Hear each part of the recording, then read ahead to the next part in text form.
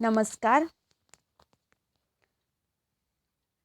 વિષય સામાજિક વિજ્ઞાન, ધોરણ 6, પાઠ 7, ગુપ્તયુગ અને અન્ય શાસકો, ભાગ 2.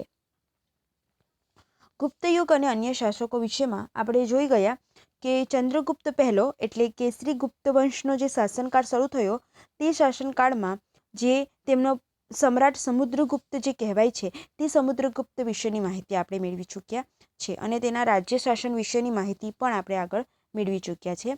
આજે આપણે સમ્રાટ ચંદ્રગુપ્ત બીજો એટલે કે વિક્રમ આદિત્ય વિશે વિડીયો 2માં તેના વિશેની ચર્ચા કરીશું.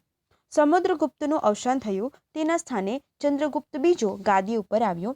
તેણે પિતાએ વારસામાં આપેલા વિશાળ સામ્રાજ્યને સફળતાપૂર્વક સાચવ્યું. એટલું જ નહીં પણ કેટલાક વિજયો મેળવીને સામ્રાજ્યનો વિસ્તાર કર્યો.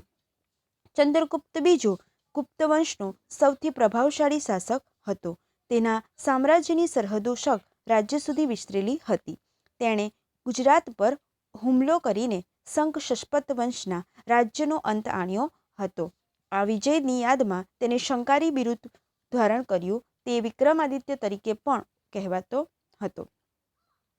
તેણે 300 વર્ષથી પગદંડો જમાવીને બેઠેલા શંક અને શસ્પતોની હાંકી કાઢવા માટે શક્તિશાળી રાજ્યો સાથે લગ્ન સંબંધો બાંધીને તેમની મદદથી પોતાના સૈન્યબળ વધાર્યું હતું. આ લગ્ન સંબંધો તેના પોતાના સામ્રાજ્યના વિસ્તારોમાં અને દુશ્મનોને મહાત કરવામાં ખૂબ ઉપયોગી થયા. તેણે જીતેલો નવો પ્રદેશ ઘણો જ અગત્યનો હતો.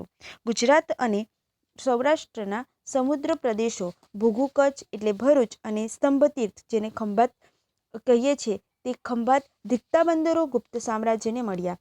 પરિણામે રાજ્યનો દરિયાઈ વેપાર ખૂબ જ વધ્યો અને ગુપ્ત રાજાઓ અખૂટ સંપત્તિના માલિક બન્યા. ચંદ્રગુપ્ત તૃતીયના સમયમાં આવેલા ચીની યાત્રારૂ ફાહ્યાને ગુપ્ત રાજ્ય વહીવટીના અને ગુપ્ત સામ્રાજ્યની સમૃદ્ધિના વખાણ કર્યા છે.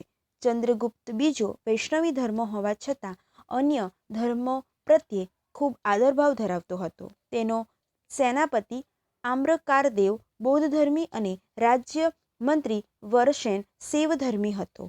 રાજધાની પાટલીપુત્રમાં પણ અનેક બૌદ્ધ મઠો આવેલા હતા. તેના શાસનકાળ દરમિયાન મેળવેલ સંસ્કૃતિ સિદ્ધિઓને કારણે જ ગુપ્તયુગ સુવર્ણયુગ બની શક્યો. તે વિદ્વાનો અને કવિઓનો આશ્રયદાતા હતો. સંસ્કૃત ભાષાના મહાકવિ અને નાટ્યલેખક કાલિદાસ તેના રાજકવિ હતા. ધન્વંતરીના તેના રાજવૈદ હતા. વૈજ્ઞાનિક વહારમિહિર, વેતાલ ભટ્ટ, અમરકોશના રચયિતા અમરસિંહ જેવા રત્નોથી તેનો રાજદરબાર શોભતો હતો. તેના સમયમાં શિલ્પ સ્થાપત્ય અને ચિત્રકલાનો વિકાસ થયો હતો. અજંતાના ઘણા કલાપ મંડળો તેના સમયમાં તૈયાર થયા. તેણે રાજધાની પાટલીપુત્રમાં અનેક બૌદ્ધ મઠો બંધાવ્યા હતા. દિલ્હી પાસેનો મહેરૌલીનો લોષ્ઠમ તેના સમયમાં સ્થપાયો હતો, જેના સદીઓ સુધી તાપ અને વરસાદમાં રહેવા છતાં પણ કાટ લાગ્યો નથી. તેણે પાટલીપુત્ર ઉપરાંત ઉજ્જૈનને બીજી એક રાજધાની બનાવી હતી. તેણે રાજ્યને જુદા જુદા વહીવટી એકમોમાં વહેંચીને સુવ્યવસ્થિત વહીવટ ચલાવ્યો હતો. લગભગ ઈસવીસન 414ના અરસામાં મહાન સમ્રાટ ચંદ્રગુપ્ત વિક્રમાદિત્યનું અવસાન થયું. ગુપ્ત સામ્રાજ્યનો અંત. ચંદ્રગુપ્ત બીજાના અવસાન પછી તેનો પ્રતાપી પુત્ર કુમારગુપ્ત પહેલો ગાદી ઉપર આવ્યો. તેના સમયમાં નાલંદાની પ્રસિદ્ધ બૌદ્ધ વિદ્યાપીઠ અને અજંતાની કેટલીક ગુફાઓ તેના સમયમાં તૈયાર થઈ. કુમારગુપ્ત પહેલા પછી તેનો વીરપુત્ર સ્કંદગુપ્ત ગાદી પર બેઠો. સ્કંદગુપ્ત પછીના નિર્બળ શાસકો જનૂની અને શક્તિશાળી હુણોના આક્રમણોને ખાળી શક્યા નહીં અને ગુપ્ત સામ્રાજ્ય ઈસવીસન 550માં છિન્ન ભિન્ન થઈ ગયું. ગુપ્તયુગની શાસન વ્યવસ્થા. ગુપ્તયુગના શાસનતંત્ર વિશે આપણને અભિલેખો, સ્મૃતિઓ, પુરાણોમાંથી માહિતી મળે છે અને તે પ્રમાણે શાસનતંત્ર કેન્દ્રીય, પ્રાંતીય અને સ્થાનિક એમ 3 વિભાગોમાં વહેંચાયેલું હતું. ગુપ્ત શાસનતંત્રમાં સમ્રાટ વહીવટીતંત્રના કેન્દ્ર સ્થાને હતા. તેઓ મહાધિરાજ, પરમભાગવત જેવા બિરુદ ધારણ કર્યા હતા. જાણવા જેવું કે વહીવટીતંત્રમાં મુખ્ય સેનાપતિ તરીકે મહાબલાધિકૃત વિદેશ મંત્રી તરીકે મહાસંધિ વિગ્રહક, મહેલો અને દ્વારોના રક્ષણોના વડા તરીકે મહાપ્રતિહાર કહેવાતા હતા. મહાઅશ્વપતિ જે ઘોડેસવારના સેનાના વડા હતા. એવી જ રીતે હાથીની સેનાના વડા તરીકે મહાપિલુપતિ તરીકે ઓળખવામાં આવતા હતા. રાજ્યના દસ્તાવેજો સાચવવા માટે પુસ્તપાલની નિમણૂક કરવામાં આવતી હતી.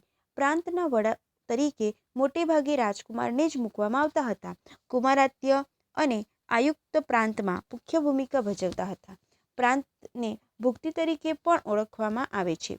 તેના વડા પ્રાદેશિક હતા. પ્રાંતને જિલ્લામાં વહેંચવામાં આવતું. જિલ્લાને વિષય કહેવાતો.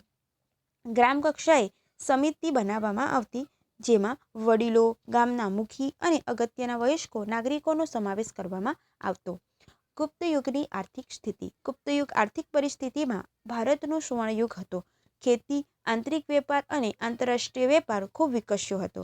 વિશિષ્ટ ખેત પદ્ધતિઓ, વાર્ષિક, ત્રિવાર્ષિક અને પંચવાર્ષિક ખેતી પદ્ધતિઓ જોવા મળે છે. ઉત્તર ભારતમાં ઘઉં, ચોખા, ગાંધારમાં શેરડી, કાશ્મીરમાં દ્રાક્ષ અને કેસર તથા કામરૂપમાં નાળિયેરી થતા. બંગાળના પુષ્કળ પ્રમાણમાં ચોખા થતા. ગુજરાતમાં અને સિંધમાં કપાસનો પાક અને બંગાળમાં રેશમનું ઉત્પાદન થતું. દક્ષિણ ભારતમાં મરી મસાલા, રેશમ અને કપાસનો વેપાર વિકસ્યો હતો. રાજા કુલ ઉત્પાદનનો 6ઠ્ઠો ભાગ કર તરીકે લેતા અને તેને બ્રાહ્મણો અને મંદિરોની ભૂમિ દાનમાં આપવામાં આવતી હતી. આંતરરાષ્ટ્રીય વેપાર એ ગુપ્ત યુગની ખૂબ સારી એવી વિશિષ્ટતા ગણી શકાય. ભારતથી સ્થળો માર્ગો મધ્ય એશિયા થઈને યુરોપ સુધી સુતરાઉ કાપડ, રેશમી કાપડ અને મસાલાનો નિકાસ થતા હતા.